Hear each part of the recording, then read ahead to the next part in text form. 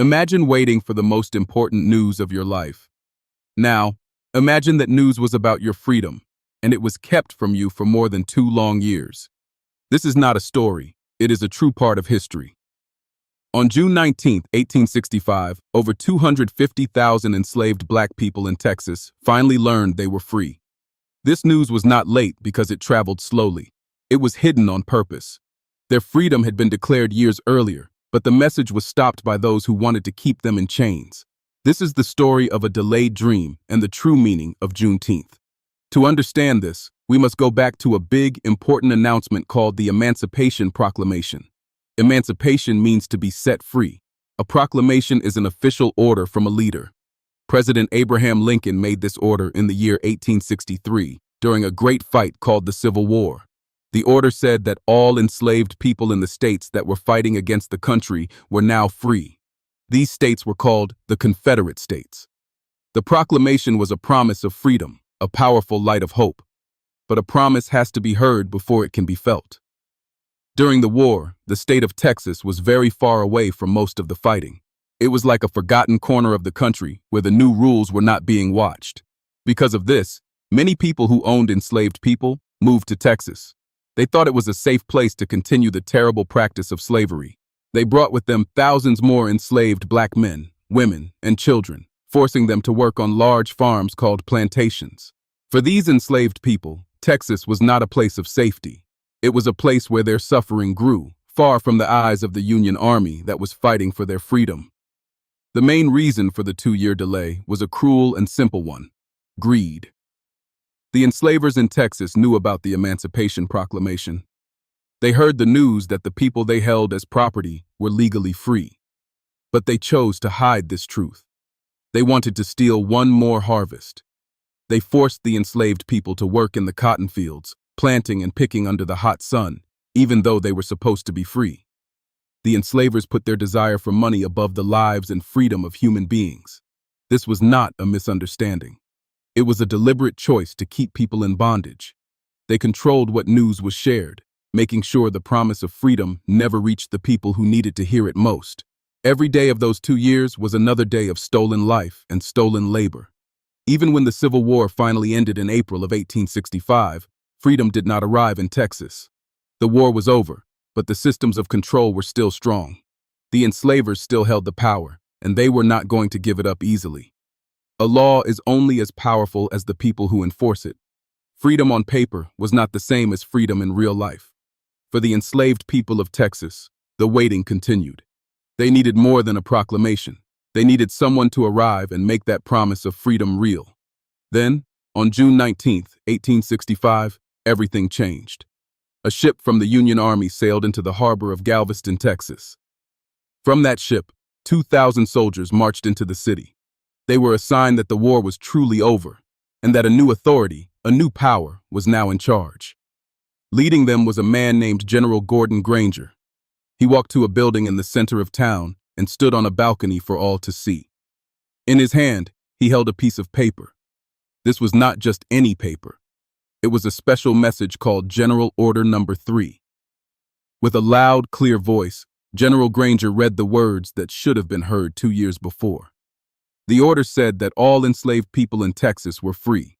This was the law. This was not a suggestion or a hope.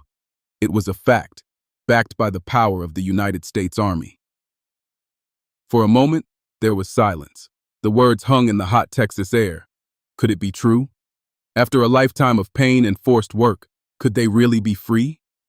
People looked at each other, their eyes wide with a mix of shock and hope. Then the silence broke.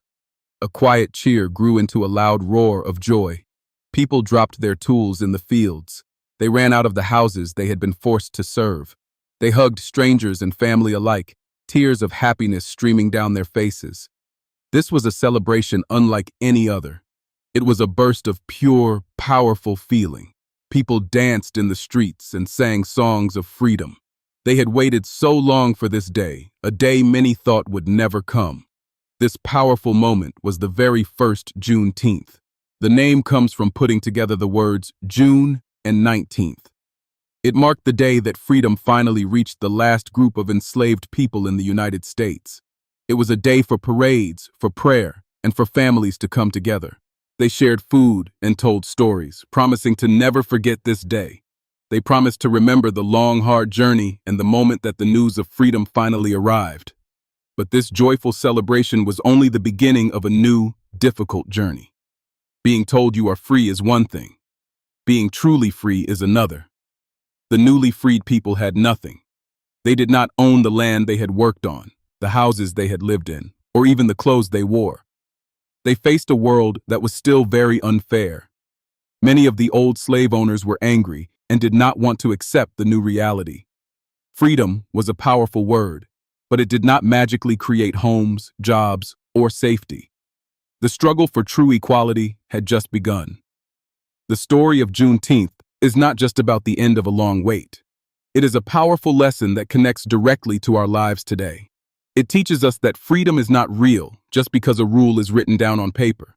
Freedom becomes real only when people know about it and can live it every single day. This story shows that a law is like a locked door. Information is the key that opens it. Without the key, the door stays shut, and the promise of what's on the other side means nothing. The 2-year delay was a hard lesson that justice needs truth to truly work. The very next year, the newly freed people of Texas decided to create something beautiful from their pain and joy. They organized the first celebrations of what they called Jubilee Day. This was the first Juneteenth. It was a day for singing, praying, and sharing food together. They did something even more amazing. They pooled their money to buy land just for these celebrations. They called these places Emancipation Parks. This showed incredible strength. They were not just remembering freedom, they were building spaces for their community to grow and be free together, year after year. For more than 150 years, Juneteenth was a special day celebrated mostly by Black families and communities. It was a tradition passed down from parents to children, a day of remembrance, family reunions, and hope. It was a story kept alive in the heart of the community. Then, in the year 2021, something important happened. The United States made Juneteenth a national holiday. This meant that the story of that day in Texas was now a story for the whole country to learn and remember.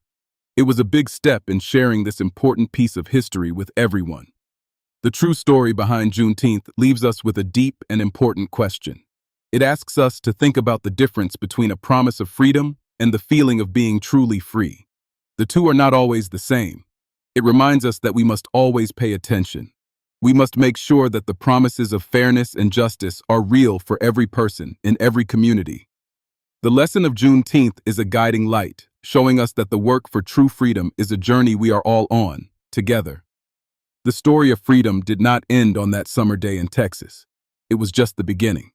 The seed of that moment, planted in hope and confusion, grew into something strong and beautiful, a tradition. This tradition is a powerful way of remembering, a promise that no one will ever forget how long it took for Freedom's song to reach everyone.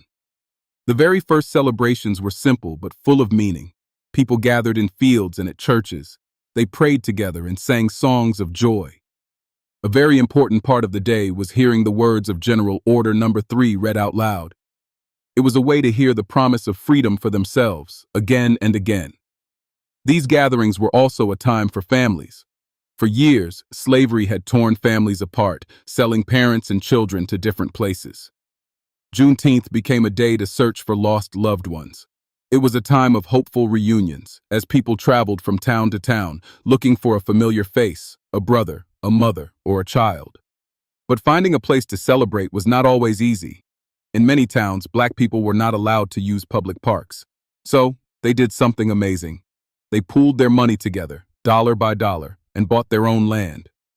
These special places were called Emancipation Grounds, a safe space to celebrate their freedom. Owning this land was a powerful act. It was like planting a flag of freedom and belonging. It said, "This place is ours. Here, we can remember our past, celebrate our present, and dream of our future without fear." These parks became centers of community life, filled with joy and strength. That same spirit lives on today. We see it in community centers, Black-owned businesses, and neighborhood gatherings that provide a safe and welcoming space for everyone. The idea of creating a place of your own, a place to be free, is a lesson passed down from the very first Juneteenth. The celebration itself is full of vibrant life. Families share special meals, often with red-colored food and drinks like red soda pop and watermelon. Red is a special color for Juneteenth. It reminds us of the strength and spirit of the people who endured so much. It is a symbol of life and resilience. The story of Juneteenth did not stay in Texas. In the years that followed, millions of black families moved from the southern states to cities in the north and west. This was called the Great Migration. As they moved, they took their traditions with them, including the celebration of Juneteenth. Because of this, Juneteenth grew from a Texas holiday into a national day of remembrance. From coast to coast, people now celebrate with parades, music festivals, and family cookouts. Each celebration is a little different, but they all share the same heart, the joy of freedom and the importance of remembering the journey. And so, a message that was 2 years late has become a yearly lesson for all of us. Juneteenth teaches us that freedom isn't truly real until it reaches every single person. It is a day to celebrate progress, but also a day to remember that the work for fairness and justice for all is a journey we are still on, together.